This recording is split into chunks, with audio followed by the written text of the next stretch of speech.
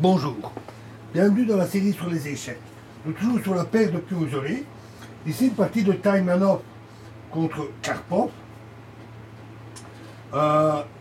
qui s'est jouée à Leningrad en 1973 où on voit la paire de pions isolés. C'est au noir à jouer. Alors pour le camp qui possède la paire de pions isolés, la démolition du blocus constitue le principal but stratégique. Dans cette partie, les noirs ont même accepté de perdre un pion en échange du blocus. Alors, il semble que les noirs ne puissent éviter l'avance C4. Apparemment, rien n'empêche, les pions étant suffisamment protégés. Et après laquelle, les noirs seraient un peu moins bien, avec moins d'espace. Surtout, vu la menace fou F4, mais il s'en est suivi tour C4. Dame prend A7, donc la perte du pion. Dame C6. Dame A3. Tour C8. H3. H6. Tour B1. Tour A4. Dame B3. Cavalier D5. Tour C1. Tour C4. Alors, en échange du pion, les noirs ont maintenant une forte pression. Ainsi, malgré le pion en moins, ils auraient une meilleure finale. Par exemple, après Dame B5, Dame prend B5, Tour prend B5, Tour A8, Tour B2, F6, suivi de Roi F7, avec une bien meilleure position des noirs. Donc, remettons tout ça.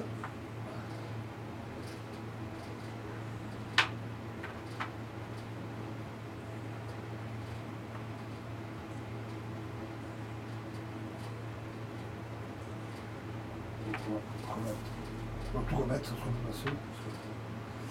Le match aller n'est pas toujours facile. Voilà.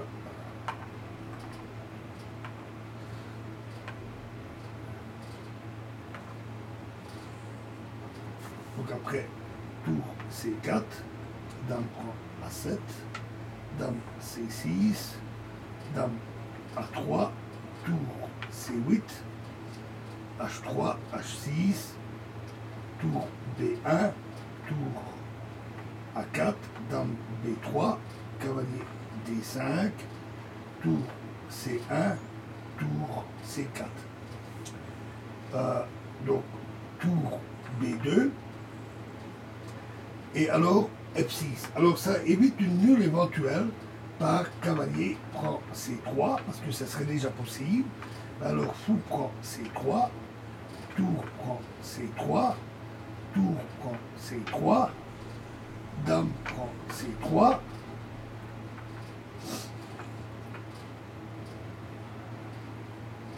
Dame prend C3, tour prend C3,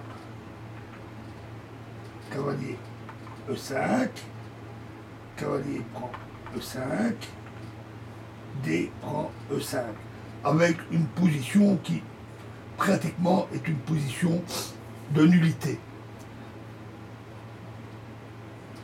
Donc, les noirs veulent évidemment éviter un échange massif et profiter de leur avantage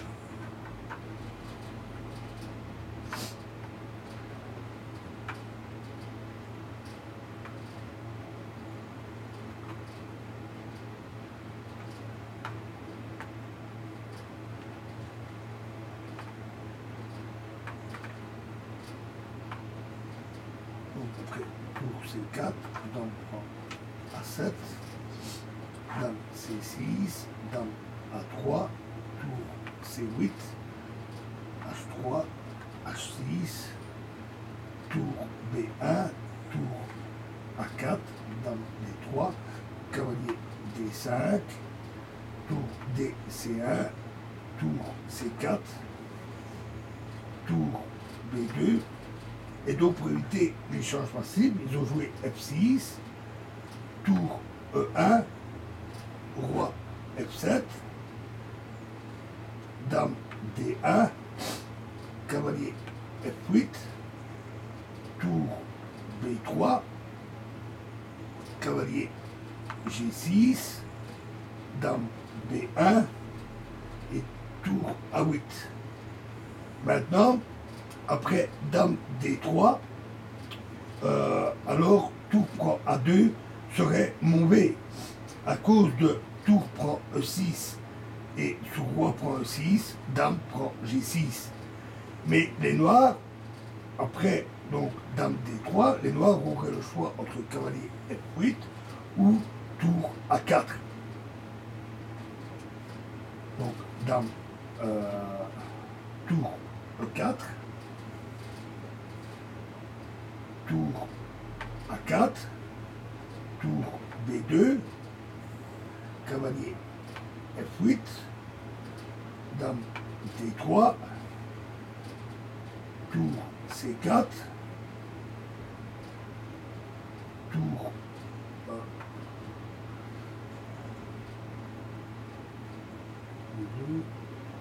tour C4, pardon, tour